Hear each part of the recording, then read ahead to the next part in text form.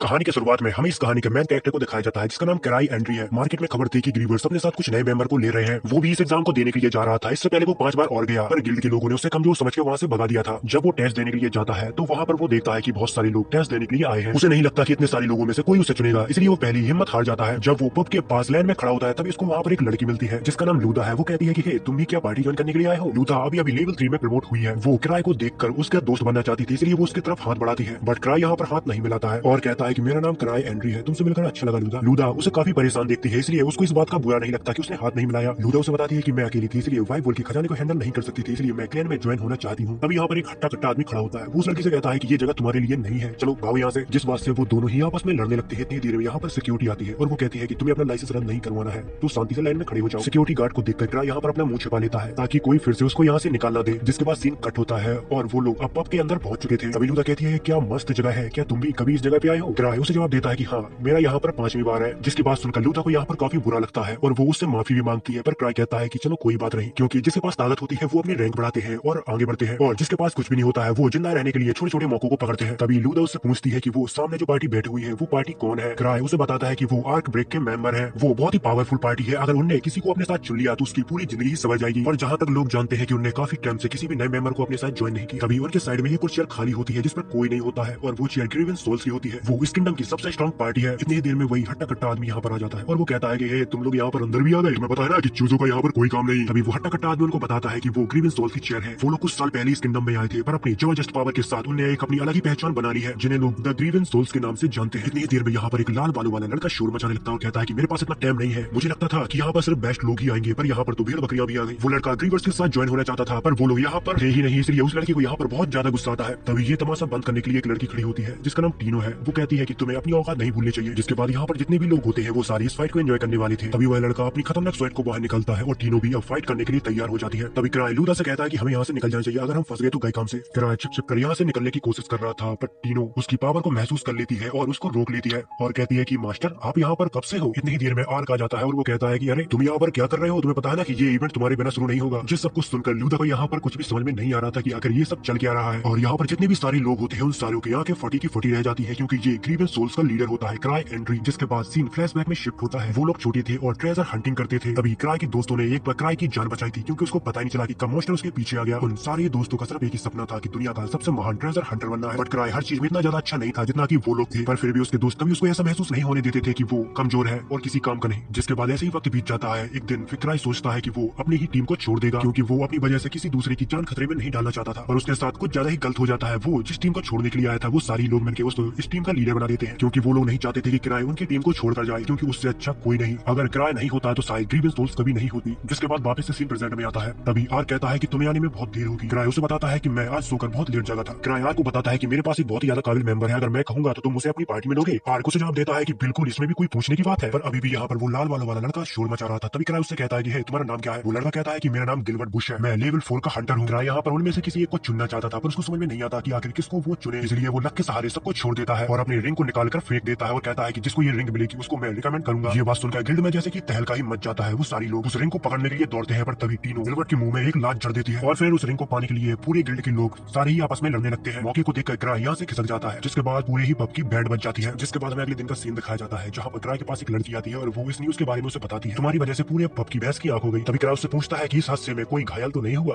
पर वो लड़की उसे जवाब देती है कि नहीं, ऐसा कुछ भी नहीं हुआ, और हाँ, एक्सप्लोरर एसोसिएशन के मैनेजर को आपसे मिलना है। जिसके बाद क्राई उसे कहता है कि जितना भी पब का तोड़फोड़ का खर्चा आया है वो सारी आर्क के अकाउंट पर डाल दो और आर्क को ही एसोसिएशन भेज देना, वो उनकी डांट सह लेगा। थोड़ी देर में क्राई को पता चलता है कि आर्क यहाँ पर नहीं है, वो किसी काम से बाहर गया है। अब उसको ही मैनेजर के पास जाना होगा और उनकी डांट को सहना होगा। जिसके बाद आर्क अपने मास्क के बारे में बताता है कि अगर मेरा मास्क टूटा नहीं होता तो मैं आर्क का भेस बना के उसके पास चला जाता, पर अब मुझे शायद ऐसे ही जाना होगा। जिसके बाद हमें एसोसिएशन का सीन दिखाया जाता है, जहाँ पर क्राई अपने बॉस से माफी मांगता है और उसके सामने गिड़गिड़ाने लगता है और कहता है कि मैंने लोगों को रोकने की बहुत कोशिश की, पर वो लोग आउट ऑफ कंट्रोल हो चुके थे। मुझे पता है कि ये सब मैटर नहीं करता, पर सबसे बड़ी बात यह है कि किसी को भी चोट नहीं आई। जिसके बाद वो मैनेजर उसको एक मिशन दे देता है, और यहाँ पर क्राई एंडी बहुत ही आलसी किस्म का आदमी होता है। वो मैनेजर के सामने बड़ी बड़ी बातें करने लगता है और मन में सोचता है कि एक मिशन को पिक करके वो आर्क के ऊपर थोप देगा। जिसके बाद वो एक सैंपल से दिखने वाले मिशन को चुनता है और वो सोचता है कि इस मिशन को मैं आर्क के ऊपर थोप दूंगा और चुपचाप निकल जाऊंगा, पर उसे पता नहीं होता कि उसने जो मिशन चुना है वो सबसे ज्यादा टफ मिशन है। जिसके बाद क्राई वापस एसोसिएशन से आता है और आर्क के पास जाता है, बट उसको आर्क वहां पर नहीं मिलता है, क्योंकि वो किसी काम से बाहर गया था, क्योंकि उसे नोबल ने बुलाया था, इसलिए वो कुछ समय के लिए वापस नहीं आ सकता। तभी टीनो क्राई से कहती है कि देखो मास्टर, मुझे ये रिंग मिल गई, और वो कहती है कि मैं नहीं चाहती थी कि कोई और तुम्हारी रिंग अपने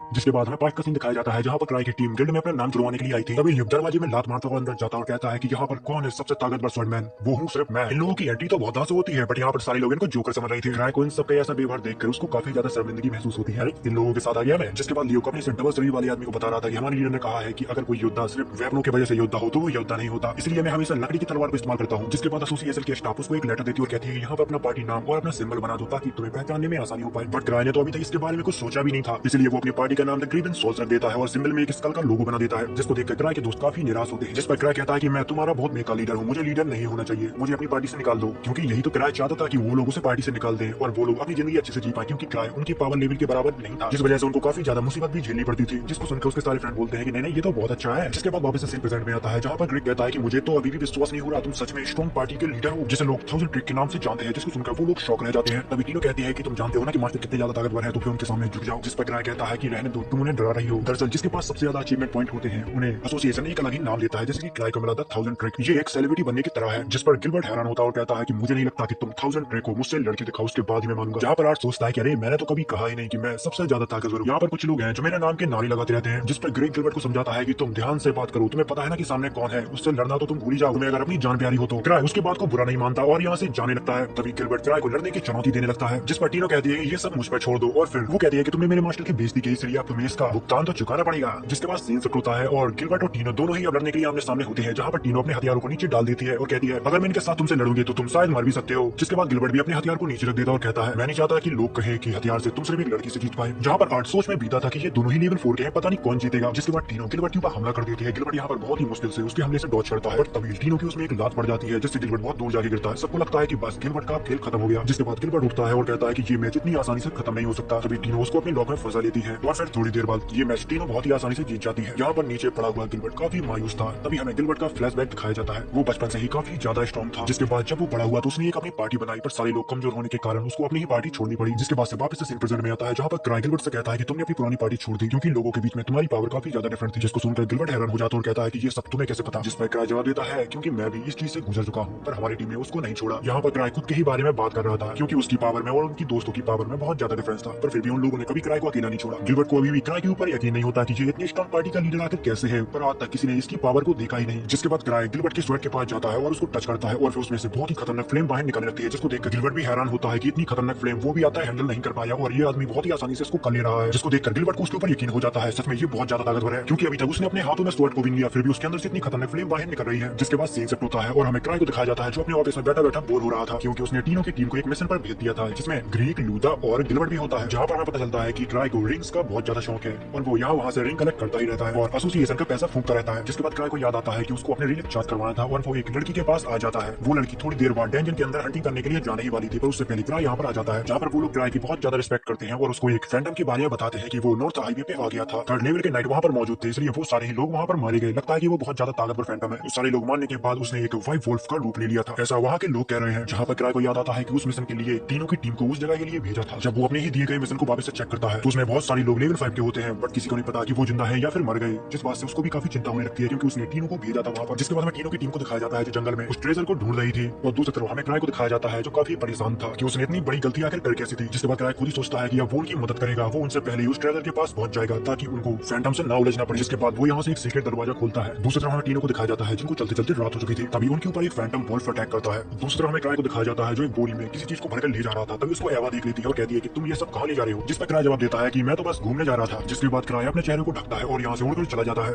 जिसके बाद हमें पास्ट का सीन दिखाया जाता है जहाँ पर ग्रीवन सोल्स अपनी टीम के साथ जश्न मना रही थी। उनको किंगडम में यहाँ सिर्फ एक ही हफ्ता हुआ था और एक ही हफ्ते के अंदर ल्यूक की तलवार टूट जाती है, जिससे वो काफी ज्यादा निराश रहता है। जिस पर लीज उसे जवाब देती है कि अरे छोड़ो यार, वो बस एक लकड़ी की तलवार थी। यहाँ पर वो लोग थोड़ी देर पहले साइक्लोप्स को मारकर आए थे। जिस पर एक आदमी कहता है क्या बकवास कर रहे हो साइक्लोप्स, तुम बच्चे उनको नहीं मार सकते, वो बहुत ज्यादा ताकतवर होती है। जिस पर लीज उसका सिर उसे दिखाती है, जिसको देखकर वो आदमी शॉक रह जाता है। जिसके बाद से वापस सीन प्रेजेंट में आता है जहाँ पर तीनों की टीम धीरे धीरे करके उन वॉल्फ को मार के आगे बढ़ती रहती है। तभी ग्रेग गिलबर्ट से कहता है कि तुमने अपनी स्वेट की पावर को इस्तेमाल क्यों नहीं किया। तभी गिलबर्ट उसको जवाब देता है कि मेरे स्वेट में माना नहीं बचा है क्योंकि क्राई ने स्वेट की पूरी पूरी पावर को यूज कर लिया था। इसी में वो लोग थक जाते हैं और कहते हैं कि हमें आगे नहीं बढ़ना चाहिए, हमें अपनी जान बचानी चाहिए। अभी टीनो उनको जवाब देती है कि मास्टर ने हमें ये मिशन दिया है तो हमें किसी भी हालत में इसको पूरा करना ही होगा, चाहे वो कितना भी मुश्किल हो। जहाँ पर पता चलता है कि किराए हर मुसीबत से पहले ही सब कुछ कैलकुलेट कर लेता है। जिसके बाद टीनो की टीम आगे बढ़ती है तो उनको वहाँ पर बहुत सारे वुल्फ मिलते हैं, जहाँ पर वो उन्हें स्ट्रेटेजी बना रहे थे कि वुल्फ से बचकर हमें गुफा के अंदर जाना होगा। दूसरी तरफ हमें किराए को दिखाया जाता है जो उन सभी को ढूंढ रहा था, पर अभी भी उसको कोई भी नजर नहीं आया था। दूसरी तरफ हमें टीनो की टीम दिखाई जाती है, जहाँ पर वो गुफा के अंदर जाते हैं तो उनको और भी सारी वुल्फ मिलते हैं जिनके साथ वो फाइट करने लगते हैं। वो लोग टीम वर्क के साथ उन सारी वुल्फ को खत्म कर देते हैं, पर ये इतना भी आसान नहीं था। अंदर से कुछ और वुल्फ उनसे लड़ने के लिए आ जाते हैं। यहाँ पर गिलबर्ट उनके साथ फाइट करने लगता है। गिलबर्ट बोलता तो बहुत ज्यादा है पर उसी के साथ वो स्ट्रॉन्ग भी है। बट यहाँ पर लूदा बहुत कुछ तो नहीं कर सकती है, पर वो चोर की तरह सभी दुश्मनों की जगह करेक्ट बता सकती है, जिस टीम वर्क का फायदा टीम उठाती है और उन मॉन्स्टरों को खत्म कर देती है। जहाँ पर टीनो को लगता है कि ये सब कुछ मास्टर ने पहले भाप लिया होगा, इसलिए उन्होंने इन लोगों को मेरे साथ भेजा। यहाँ पर गिलबर्ट को भी टीम वर्क के साथ फाइट करने में बहुत मजा आ रहा था। तभी उसको अपना पास्ट याद आता है जब उसकी टीम उसके साथ मैचअप नहीं कर पाती थी, इसलिए उसने अपनी टीम को लीव कर दिया। बट उसको आज समझ आ रहा था कि जब वो कमजोर पड़ता है तो कैसा लगता है। गिलबर्ट को वॉल्फ के साथ लड़ने में बहुत परेशानी आ रही थी, जिस पर ग्रेग गिलबर्ट का साथ देता है, जिस वजह से गिलबर्ट उस मॉन्स्टर को बहुत ही आसानी से खत्म कर देता है। जिसके बाद उनकी टीम आगे बढ़ जाती है। तभी टीनो को किसी की प्रेजेंस फील होती है, पर जहाँ तक उनको समझ में आ रहा था तो ये शायद एक बॉस की पावर भी हो सकती है या फिर और भी कुछ। और अब टीनो की टीम अंदर जाने से डर रही थी, पर टीनो उनको हौसला देती है कि मास्टर ने तुम सबको ऐसे ही नहीं चुना, उन्हें तुम लोगों के अंदर कुछ न कुछ देखा होगा, वरना वो क्यों मेरे साथ तुम लोगों को भेजते यहाँ पर। दूसरी तरफ हमें किराए को दिखाया जाता है जो अभी भी उन सभी की तलाश कर रहा था। उसी के साथ वो उसको भी बहुत ज्यादा कोस रहा था जिसने ये जैकपैक बनाया है, क्योंकि वो उसमें ब्रेक डालना ही भूल गया, जिस वजह से वो गुफा के अंदर तो चला जाता है पर उसकी स्पीड इतनी ज्यादा होती है कि वो यहाँ वहाँ टकराता रहता है। लोगों को ढूंढते ढूंढते टीनो की टीम उस बॉस के पास पहुंच जाती है और उनको देखते ही बॉस उनके ऊपर अटैक कर देता है, जिस वजह से उनको ये तो पता चल जाता है कि ये वाला बॉस सच में बहुत ज्यादा ताकतवर है। तभी टीनो वाइट वुल्फ को देखती है तो समझ जाती है कि इसकी वीकनेस इसका सिर है। जहाँ पर वो अपनी टीम से कहती है कि तुम इसका थोड़ी ध्यान भटकाओ, मैं इसको देखती हूँ। गिलबर्ट अपनी पूरी कोशिश करता है मॉन्स्टर का ध्यान भटकाने में। दूसरी तरफ ग्रेग उसके ऊपर हमला करता है तो एक ही झटके में उसकी स्वेट टूट जाती है। इसी मौके का फायदा उठाकर टीनो उसकी स्वेट पर चढ़ जाती है और उसके सिर तक पहुंच जाती है, पर इसी के बीच उसका पैर जख्मी हो जाता है। बट तब भी वो हार नहीं मानती और उसके सिर पर अटैक कर देती है, जिससे वो मॉन्स्टर तो खत्म हो जाता है। पर टीनो की हालत अब बहुत ही बुरी हो चुकी थी। तभी टीनो अपने पैर पर एक पोशा डालती है जिससे काफी हद तक उसका पैर ठीक हो जाता है। ग्रेग कहता है कि आज का तो दिन ही खराब है, मेरी तो स्वेट ही टूट गई। गिलबर्ट कहता है कि कम से कम तुम जिंदा तो हो, यही बहुत बड़ी बात है। अब उनको लग रहा था कि उन्होंने सारे मॉन्स्टर को खत्म कर दिया, इसलिए अब उन लोगों को ढूंढना चाहिए जिनके लिए वो लोग यहाँ पर आए थे। वो लोग यहाँ से आगे बढ़ पाते इससे पहले यहाँ पर बहुत जैसे दिखने वाले सेम टू सेम वैसे ही कुछ और वॉल्फ आ जाते हैं जो कि हथियारों से लैस होते हैं। अब उनको समझ में नहीं आ रहा था कि एक से लड़ते लड़ते उनकी हालत खराब हो गई है, अब तो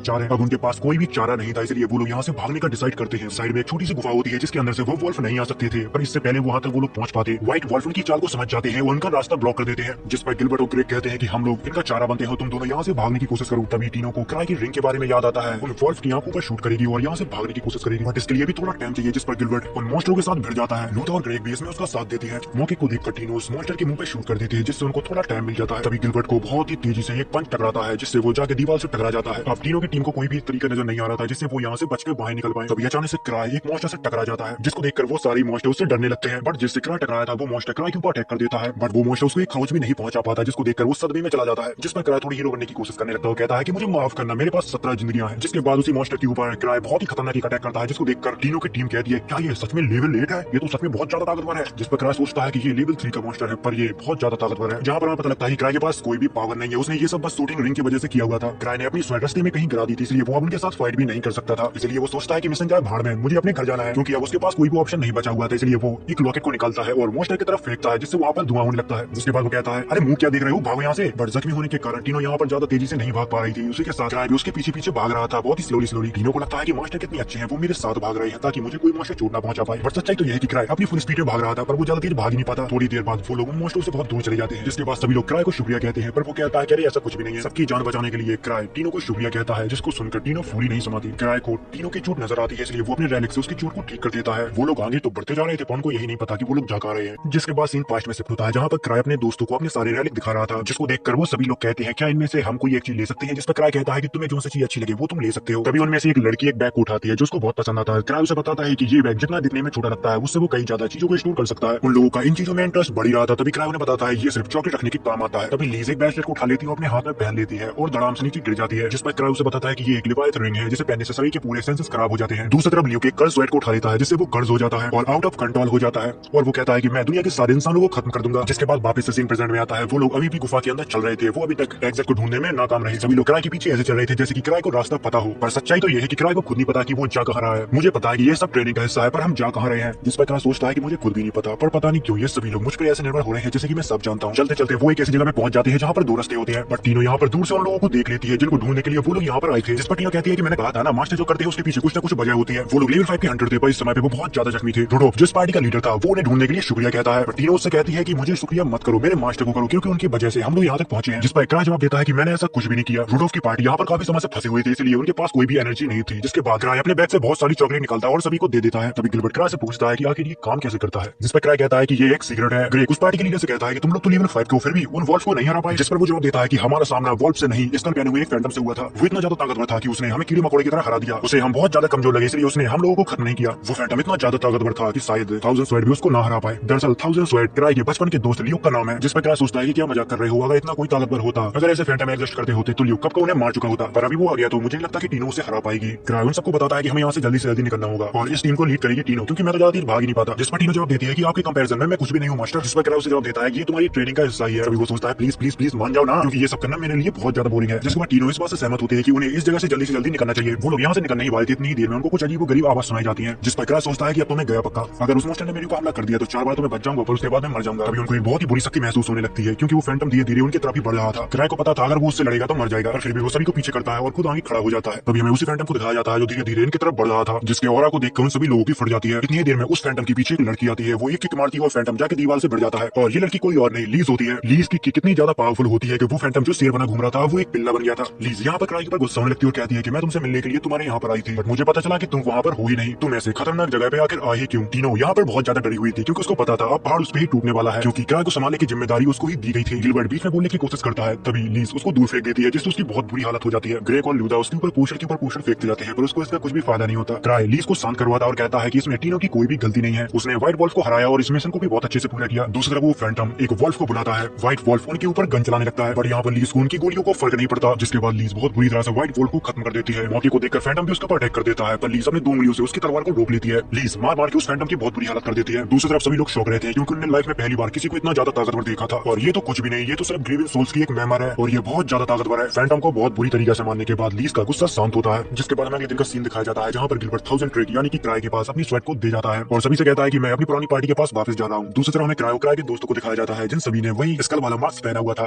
जिसके बाद हमें 1 साल पहले का सीन दिखाया जाता है, जहाँ पर सित्रे स्मार्ट क्राई के लिए स्लाइम का एक पोस्टर बना के लाई थी। अगर आपको पता ना हो तो मैं आपको बता देता हूँ कि सित्रे स्मार्ट ग्रेवन सोल्स की एक साइंटिस्ट है, जो लेवल 2 की हंटर है। वो अपने एक्सपेरिमेंट से ग्रेवन सोल्स की मदद करती रहती है। दिखने में थोड़ी अजीब है, पर वो बहुत अच्छी लड़की है। अगले सीन में हमें दिखाया जाता है, जहाँ पर क्राई उसी पोस्टर को ढूंढ रहा था जिसे सित्रे स्मार्ट ने बनाकर उसको दिया था। वो शांत दिमाग से सोचता है कि आखिर उसने उसको कहाँ रख दिया था। उसको जहाँ तक याद है, उसे जहाँ तक याद है कि डेंजर के अंदर जब उसने उसको पिया था तो उसके अंदर कुछ भी नहीं था। क्राई ने उस स्लाइम को बहुत ही संभाल के रखा था, पर वो अचानक गायब कैसे हो सकता है। दूसरी तरफ हमें कुछ हंटरों को दिखाया जाता है, वहाँ पर वो लोग बात कर रहे थे डेंजर के अंदर जितने भी मॉन्स्टर है, अचानक उनका लीवर अब बढ़ सा गया है। पर जो भी हो, ट्रेजर वैल्यू की जांच करके हमें देश तक पहुंचानी होगी, ये सबसे ज्यादा जरूरी है। दूसरी तरफ हमें क्राई को दिखाया जाता है, जो एसोसिएशन के अंदर घूम रहा था। तभी एबा उसे वाइल्ड वॉल्डेन की रिपोर्ट बताती और कहती है तुम इस रिपोर्ट के बारे में एसोसिएशन को बताना चाहिए। क्राई उससे कहता है कि अरे यार मुझे मत परेशान करो, टीनो उसके लीडर थे, उसको ये रिपोर्ट दे दो। तभी एबा उसे बताती है कि वो बेसमेंट लेवल 2 पर अभी ट्रेनिंग ले रही है। इतना सुनने के बाद वो यहाँ से जाने लगता है। तभी एबा सोचती है कुदरत आपत्ति यानी कि अर्थक्वेक और ट्रेजर वैल्यू में मुश्किल तक वो बिना किसी क्लूज के अंदाजा लगा लेता है। मैंने ऐसा करते क्राई को बार बार देखा है, बट एबा को कहाँ पता था कि कितनी भी धरती पे मुसीबतें आती हैं वो सारी क्राई की वजह से ही होती है। जब क्राई लेवल 2 की बेसमेंट तक पहुंचता है, वो वहाँ पर देखता है तो बहुत सारे लोग बाहर खड़े होते हैं। अंदर लीज ट्रेनिंग दे रही थी, क्योंकि उसको लग रहा था कि टीनो उसके जाने के बाद बहुत कमजोर हो चुकी है। वो लोग क्राई से कहते हैं कि तुम कुछ करो, हम लोग ट्रेनिंग हेल को इस्तेमाल नहीं कर पा रहे हैं। क्राई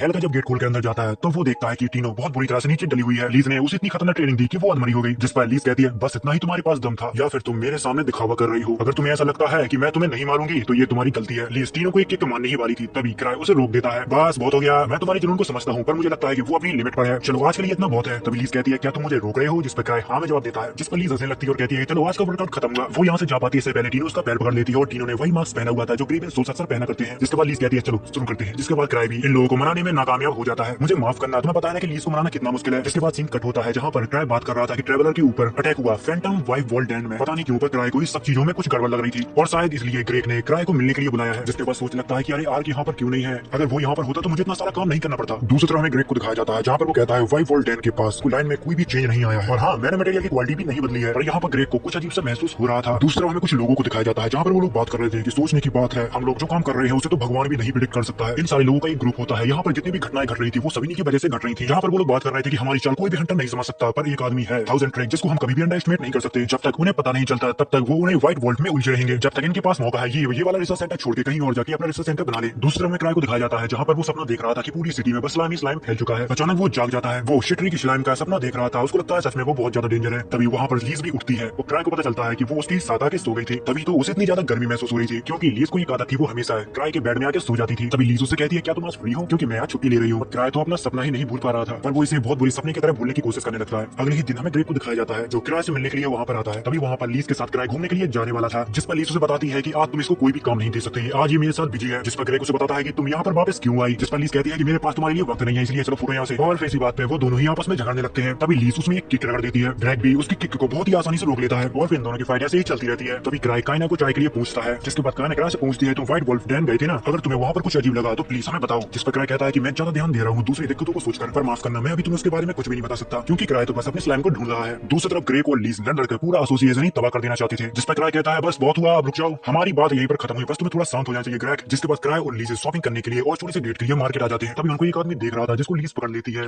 उससे पूछती है कि तुम कौन हो, आखिर क्यों हमें देख रहे थे। बट क्राई लीज को समझाता है कि अरे तुम क्यों इसको परेशान कर रही हो, ये बस एक आम इंसान है। बट हमें थोड़ी देर बाद पता चलता है कि उन्हीं मॉन्स्टर की एसोसिएशन ने इस आदमी को क्राई का पीछा करने के लिए भेजा हुआ था। जिसके बाद में ग्रेग को दिखाया जाता है जो क्राई के ऊपर काफी ज्यादा नाराज हो रहा था, क्योंकि क्राई से किसी भी चीज के बारे में पूछते हैं तो वो यहाँ वहाँ निकल जाता है। इसलिए ग्रेग व्हाइट वुल्फ डैन की इन्वेस्टिगेट 7 की टीम को सौंप रहा था। जिसके बाद 7 की टीम डैन के अंदर चली जाती है। वो लोग कहते हैं क्या मुसीबत है, क्राई की वजह से हमें यहाँ पर फंसना पड़ा। जिसके बाद में क्राई और लीज को दिखाया जाता है जहाँ पर वो एक छोटी सी डेट पर आए थे। क्राई उसे इस कैपिटल की सबसे अनसेफ जगह पे ले जाता है। तभी लीज उससे पूछती है तुम इस जगह पे किसी से काम है क्या जो तुम यहाँ पर हमें लेकर आए हो। जिस पर क्राई जवाब देता है कि हाँ, क्योंकि यहाँ पर लोग गायब हो रहे हैं। ऐसी जगह पे स्लाइम कोटर कोई लोगों का गायब होने की बात है। दरअसल क्राई चित्री का दिया हुआ स्लाइम को यहाँ पर ढूंढने के लिए आया था, क्योंकि उसको लग रहा था कि अगर उसने स्लाइम को नहीं ढूंढा तो वो पूरे शहर को तबाह कर देगा। तभी हमें उसी आदमी को दिखाया जाता है जो उनका कुछ टाइम पहले पीछे कर रहा था। वो इन्हें देखकर परेशान होने लगता है और कहता है ये कैसे हो सकता है, मुझे पता था कि मेरे पीछे कोई भी नहीं आ रहा, फिर भी इन्हें मेरे बारे में कैसे पता चल गया। उस आदमी ने अभी एक नई आइसक्रीम शॉप खोली थी, वहीं पर क्राई भी आ रहा था। इतनी देर में वहाँ पर एक सूफिया नाम की लड़की आती है। दूसरी तरफ लीज उनकी दरवाजे को खड़खड़ा रही थी कि बाहर आओ, हमें आइसक्रीम खानी है। लीज को ऐसे करते करते थोड़ी देर बाद बहुत गुस्सा आने लगता है। वो अपने पंच से पूरी शॉप को तोड़ना चाहती थी, पर क्राई उसे रोकता हुआ कहता है मुझे लगता है कि ये वाली शॉप बंद है। अंदर हमें उसी आदमी को दिखाया जाता है जो उन दोनों की बातों को सुन रहा था। वो लोग यहाँ से जाने के लिए कहते हैं, जिसके बाद उस आदमी को थोड़ी राहत मिलती है। जिसके बाद क्राई वापस से अपने ऑफिस में आ जाता है। बट अभी भी क्राई को अपनी स्लाइम की काफी ज्यादा चिंता होती है, क्योंकि उसके एक सपने ने उसको पूरा दिमाग ही खराब कर दिया था। इतनी देर में वहाँ पर आवाज आती है और वो बताती है हमने एसोसिएशन के कुछ मेंबरों को सिलेक्ट कर लिया है जो हमारी व्हाइट वुल्फ डैन में इन्वेस्टिगेट करने में मदद करेंगे। लेकिन 7 उसका ग्रुप पहले ही आगे बढ़ चुका है। जिसके बाद हमें सीक्रेट एसोसिएशन दिखाई जाती है जहाँ पर वो लोग कहते हैं मुझे विश्वास नहीं होता कि उसने इतनी आसानी से हमारी फैसिलिटी को ढूंढ लिया। इसका मतलब ये हुआ कि उनकी इंटेलिजेंस नेटवर्क हमसे भी ज्यादा है। लेकिन 1000 ट्रैक की सच्ची इंटेलिजेंस अभी तक साफ नहीं है, इसलिए हम अभी कुछ नहीं कह सकते उसने सच में हमें ढूंढा है कि बस वो एक तुक्का था। यहाँ पर सीक्रेट सोसाइटी में वो लाल बालों वाली लड़की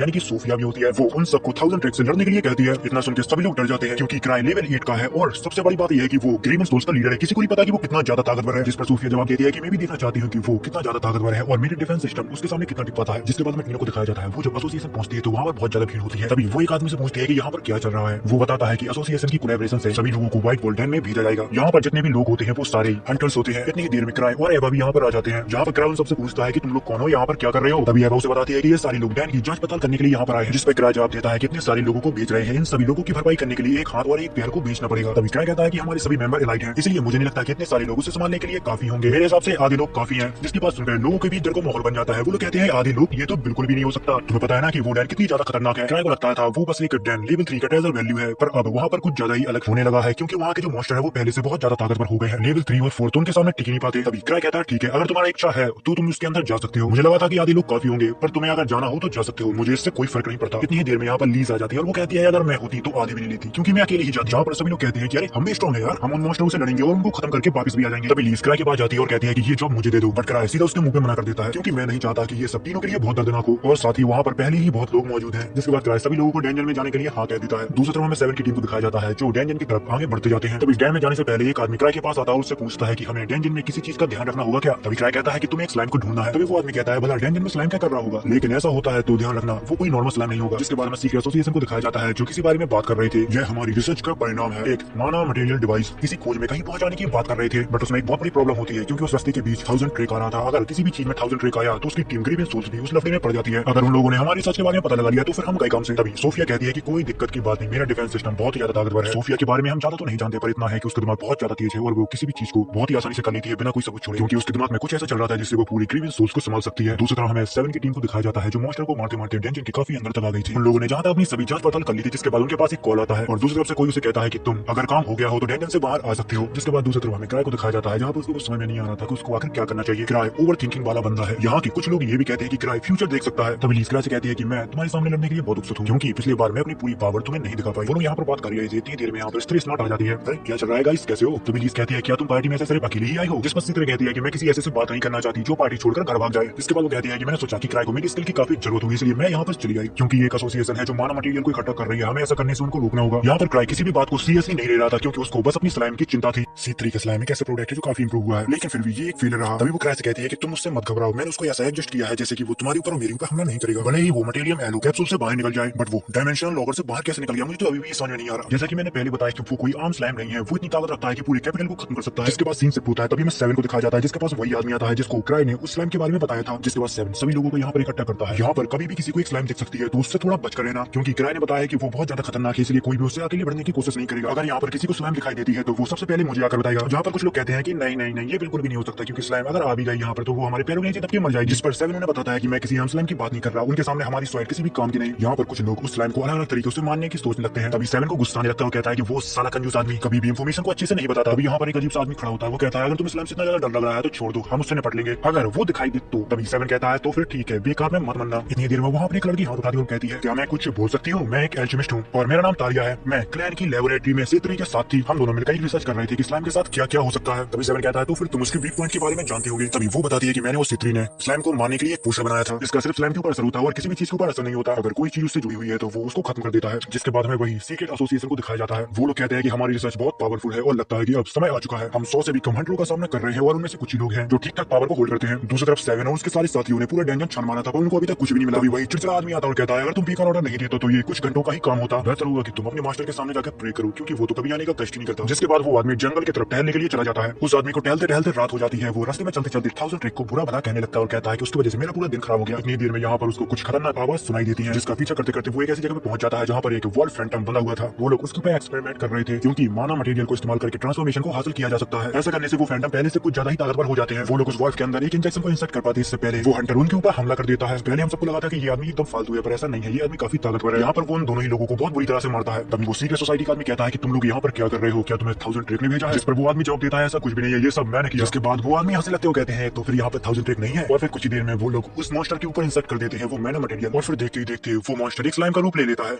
वो आदमी सभी लोगों को यहाँ पर सतर्क कर पाता है। इससे पहले वो स्लाइम जोर जोर से चीखने लगता है, जिसकी आवाज काफी दूर तक जा रही थी। 7 की टीम भी इस चीज को सुन लेती है। आवाज सुनते ही सारे लोग उस तरफ भागने लगते हैं जहाँ से ये आवाज आई थी। भागते भागते वो लोग एक जंगल में पहुंच जाते हैं। तभी 7 कुछ लोगों से पूछता है कि गेन इसी साइड गया था, वो अभी तक लौट के नहीं आया। दरअसल गेन उसी आदमी का नाम होता है जो स्लाइम के पास गया था। तभी गेन भागते भागते इनके पास आता है जो बहुत ही बुरी हालत में था। वो कहता है कि मेरे पीछे मॉन्स्टर है, यहाँ से तुम लोग भाग जाओ वरना सारे लोग मारे जाएंगे। और ये वही स्लाइम है जिसके बारे में 1000 ट्रिक हमें बताना चाहता था। इतनी देर में वो स्लाइम इन लोगों के पास आ जाता है, जिसको देखकर वो सभी लोग डर जाते हैं, क्योंकि उन सभी ने यहाँ तक इतना बड़ा स्लाइम नहीं देखा था। 7 उसके ऊपर हमला करता है पर वो समझ जाता है कि इस स्लाइम को हम ऐसे नहीं रोक सकते हैं। इसके बाद सारे लोग उसके ऊपर मैजिक करने लगते हैं, बट उसके ऊपर मैजिक को पावर का कोई भी असर नहीं हो रहा था। लगातार 7 भी उसके ऊपर हमला करता जा रहा था पर उसको जैसे कि फर्क ही नहीं पड़ता। तभी 7 को उस पोशन के बारे में याद आता है जिसको तालिया कुछ देर पहले उसको बता रही थी। 7 उसके पास से वो पोशन लेकर आता है। 7 अपने पूरा दिमाग लगा के उसके अंदर वो पोशन को इंसर्ट कर देता है। उसका पोशन यहाँ पर स्लाइम के ऊपर काम तो करता है बट 1 सेकंड के लिए। उसके बाद वो स्लाइम वापस से अपने नॉर्मल फॉर्म में आ जाती है। इतनी देर में यहाँ पर C3 आ जाती है। दरअसल उसको क्राई ने भेजा था क्योंकि उसको पहले ही पता था कि यहाँ पर कुछ न कुछ गड़बड़ हो सकती है। तभी C3 कहती है कि एक जबरदस्त मैजिक उस स्लाइम के आसपास घूम रहा है, इसलिए हम उस स्लाइम को कुछ भी चोट नहीं पहुंचा पा रहे हैं। वो स्लाइम इतना ज्यादा ताकतवर है कि लेवल 8 की ट्रेजर वैल्यू में भी तुम्हें उतना खतरनाक मॉन्स्टर नहीं मिलेगा। जिसके बाद C3 कुछ बड़बड़ाते हुए उस मॉन्स्टर के पास जाने लगती है। स्लाइम मॉन्स्टर उसके ऊपर अटैक करता है पर बहुत ही आसानी से वो उस अटैक को डॉच करती रहती है। इस सबको देखकर वो काफी निराश होती है क्योंकि ये सब उसका ही एक्सपेरिमेंट है जो फेल हो गया था। तभी 7 कहता है कि तुम उस मॉन्स्टर के पास ज्यादा नजदीक मत जाओ। तभी C3 कहती है कि मेरा चिंता करने के लिए शुक्रिया 7, पर मुझे कुछ नहीं होगा। तभी वो अपने बैग में से एक पोशन को निकालती है और उस स्लाइम के ऊपर फेंक देती है। तभी वो 7 से कहती है कि तुम इसके ऊपर शूट करो, जिससे उस स्लाइम का वहीं पर खात्मा हो जाता है। इतनी देर में सब कुछ खत्म होने के बाद यहाँ पर ब्रेक आ जाता है। तभी C3 बताती है कि वो यहाँ पर काफी देर पहले आ गए थे, उन्होंने ही मुझे लिफ्ट दी थी। जिसके बाद वही सीक्रेट एसोसिएशन को दिखाया जाता है जहाँ पर वो काफी नाराज हो रहे थे कि उस C3 की वजह से हमारा पूरा मिशन फेल हो गया। इसके बारे में सोफिया ने सभी को पहले ही बता दिया था कि C3 हमारे पीछे पड़ी हुई है, कि उसने हमारे ट्रांसमेग्रिफिकेशन को समझ लिया है। जिसके बाद हमें 7 को दिखाया जाता है। थोड़ी देर में उसके पास उसका टीममेट आता है। वो C3 के साथ एक छोटी सी फाइट रखना चाहता था पर उसके अंदर इतनी दम नहीं थी कि वो उससे पूछ सकता है, क्योंकि वो लड़का जानना चाहता था कि वो लड़की आखिर कितनी ताकतवर है। 7 उसे जवाब देता है कि तुम उसको कमजोर समझने की भूल मत करना। वो तुम्हें बहकाएगी कि वो बिल्कुल भी ताकतवर नहीं है, पर तुम उसके ऊपर विश्वास मत करना, क्योंकि इस तरह वो किसी से भी अपना काम निकलवा सकती है। और जहाँ तक मुझे पता है तो वो ग्रीवर्स के दूसरे मेंबर की तरह एक मॉन्स्टर है जो अगर बेकाबू हो जाए तो उसको कोई भी नहीं संभाल सकता। दूसरी तरह हमें क्राई को दिखाया जाता है जिसकी गोदी में लीज बैठी हुई थी। ये सब देखकर तीनों को काफी शर्म आ रही थी।